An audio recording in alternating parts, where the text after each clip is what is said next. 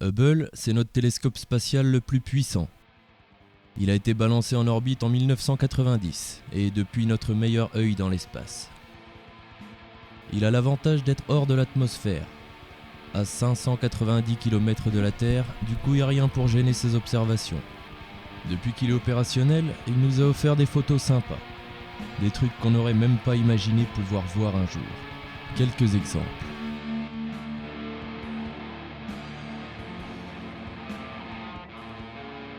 La comète Eisen. A noter que tous les points de lumière qu'il y a derrière elle sont des galaxies. Hubble l'a photographiée alors qu'elle se désintégrait. Sa désintégration a été confirmée en décembre 2013.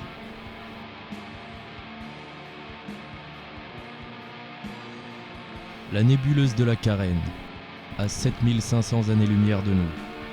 Elle abrite deux des étoiles les plus brillantes de la Voie lactée. Ce gros nuage est composé de gaz et de poussière et est une base idéale pour la formation de nouvelles étoiles.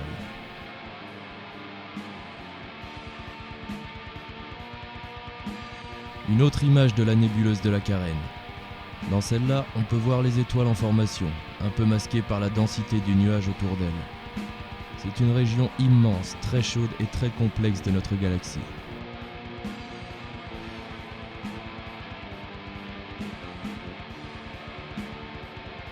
La galaxie NGC 4911. Un exemple de galaxie en spirale comme la nôtre. Située à 320 millions d'années-lumière de chez nous, des études sur sa composition nous laissent penser que de nouvelles étoiles s'y forment constamment.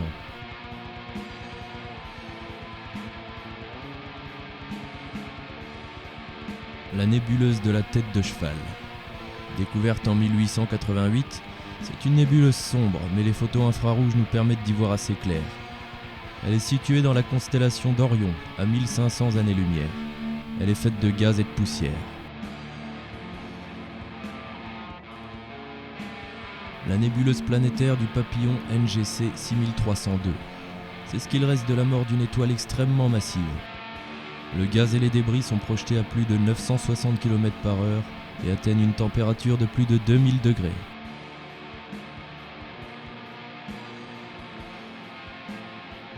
Cassiopée A. C'est ce qu'il reste d'une supernova. Une étoile massive s'est effondrée sur elle-même il y a 11 000 ans et a explosé. Des débris ont été projetés et voilà ce qu'il en reste aujourd'hui.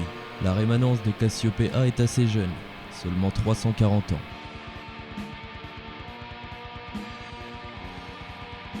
L'interaction des galaxies NGC 2207 et IC 2163. La plus massive, à gauche, c'est NGC 2207. Les deux galaxies se sont déformées mutuellement, ce qui a projeté des gaz et des étoiles sur une distance de 100 000 années-lumière.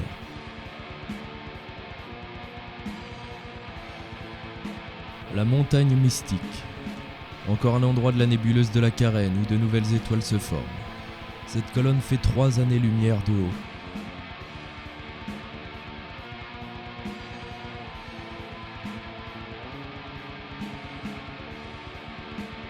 La galaxie M51. Un autre exemple de galaxie en spirale.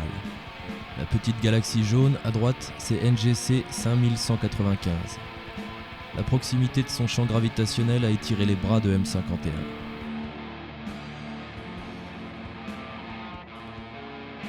« 1994 D. Cette supernova se trouve dans la galaxie NGC 4526. C'est le point lumineux en bas à gauche. Elle est située à 51 millions d'années-lumière de la Voie lactée. Cette galaxie nous a aidé à calculer l'expansion de l'univers.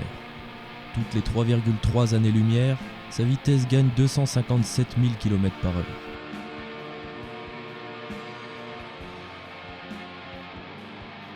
IRAS, avec plein de chiffres derrière, c'est une proto-étoile. En gros, une étoile en formation, qui accumule de la masse à partir des gaz autour d'elle. Les nouvelles étoiles de cette région atteignent 1 à 10 fois la masse de notre Soleil.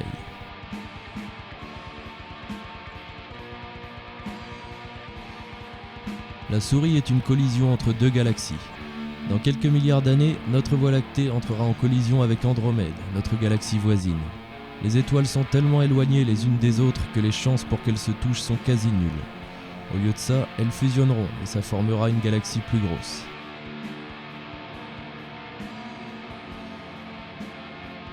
UGC 10214, la galaxie du Tétard. Sa grande queue d'étoiles a été causée par une autre petite galaxie compacte qui a croisé sa route. Elle s'étend maintenant sur 280 000 années-lumière de distance.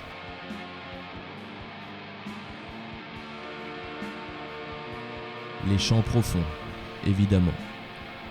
Les champs profonds montrent ce que Hubble voit quand on le pointe sur une zone du ciel totalement sombre, où l'œil humain ne voit rien. La longue exposition de Hubble nous a permis de voir des milliers de galaxies autour de la nôtre, ce qui nous donne une vague idée de la taille de l'univers.